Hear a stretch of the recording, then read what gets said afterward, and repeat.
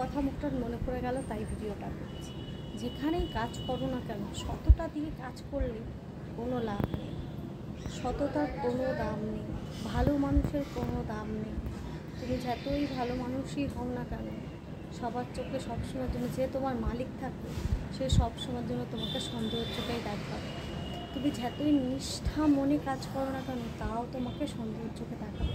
ওই জন্য আজকালকার দিনে কি জানো, সততা মানুষ সততাই ভুলে গেছে। আজকাল মানুষের মধ্যে সততাই নেই। আজকাল মানুষের মধ্যে হিংসা, অবিশ্বাসযোগ্য, কারণ নিজে তো কাউকে বিশ্বাস করে না, ওই জন্য সামনের কোনো মানুষকে সে বিশ্বাসই করতে পারে না। ওই জন্য এইসব মানুষের থেকে তোমাদেরও শেখা উচিত, যারা সততাভাবে কাজ করো বা মানুষকে বিশ্বাস করো, কখনো বিশ্বাসও করবে না, কাউকে ভালোবেসেও কাজ করবে না। যেটুকুনি দরকার তার থেকে বেশি কখনো করার চেষ্টা করবে না। না হলে মানুষের মুখ আর বন্দুকের গুলি বেরিয়ে গেলে তো সেটা রিটার্ন নেওয়া যায় না, নেওয়া যায় কি সেই রকম। তার জন্য বলবো, কোনো দিন কোথাও যেখানেই কাজ করো, যেখানেই যাই করো, কখনো সৎভাবে কাজ করো।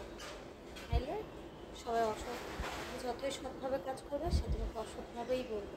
তার থেকে কম করবে, কম করে কথা শোনো, বেশি করে কথা শোনো। শেয়ার করার কারণই হচ্ছে, কেন আমি না অনেক জায়গায় কাজ করেছি, অনেক রকম কাজ করেছি, এমন কোনো কাজ নেই ঠাকুরের আশীর্বাদে আমি জানি না বা আমি করি না। ঠাকুরের আশীর্বাদে সব গুণ আমাকে দিয়ে রেখেছে, ভগবানের ঈশ্বর যে ভগবান আমাকে সব গুণ দিয়েছে।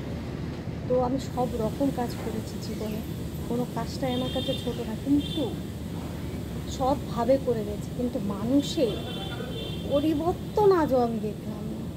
মানে অনেক রকম মানুষের সাথে আমি মিশেছি, অনেক রকমভাবে কাজ করেছি। তো আমার কাজের অভিজ্ঞতা থেকে এইটুকুনি আমি ভালো করে বুঝি, না আমার শাশুড়ি মা, আমার ননদ আমাকে এটা বুঝায়, যতটুকুনি দরকার তার থেকে বেশি তুমি করতে যাবে, কোনো লাভ নেই। কিন্তু কী বলুন তো, আমি তো অন্য মানুষদের মতন মনোবৃত্ত আর অন্য মানুষের মতন ভাবনা চিন্তা রাখি। তার জন্য আমার জীবনটা একদম অন্যরকমভাবে কাটে, একাভাবে কাটে। কেন, করেও গালাগালি খাই, না করেও গালাগালি খাই, সব দিক দিয়ে আমি ফেসে যাই। তো ওই জন্য ভাবি যে কখনো করবোই না। কিন্তু আমার যে এই দুটো হাত, অসহ্য জিনিস বা যেগুলো আমার পছন্দের মতো না, সেগুলোর জন্য হাত চুলকাতে থাকে। এই স্বভাবটা তো ভীষণ বাজে না? তার জন্য বলি, এইগুলোকে কন্ট্রোল করা ভালো।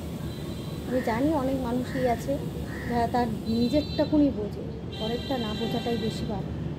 পরেরটা যখন বুঝতে যাবে তুমি বিপদে পড়বে, তার থেকে নিজেরটাই বোঝো। যতটুকুনি কাজের জন্য তোমাকে ডাকবে ততটুকুনি করো, তার থেকে বেশি হারগিজ করো। আমার মতো ভীষণ অনেক মানুষ আছে যারা ভুগবে। তো ওই কারণে বলবো, যতটুকুনি মানে কম কাজ করো, ঠিক আছে। বেশি করতেই যাবে তো কথা শুনবেই শুনবে। সব সময় মানুষের সময়ের যেমন জ্ঞান থাকা উচিত, তেমন কাজেরও জ্ঞান থাকা উচিত।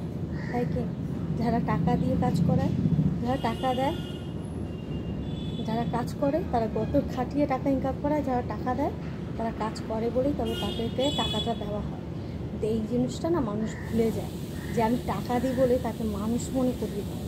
আর আমাদেরও একটা ব্যাপার যে আমরা কাজ করি বলে তারপরেই টাকাটা দেয়, কাজ না করলে কেউ টাকাটা দেয় না। কিন্তু লোকের কাছে কথা শুনতেই হয়।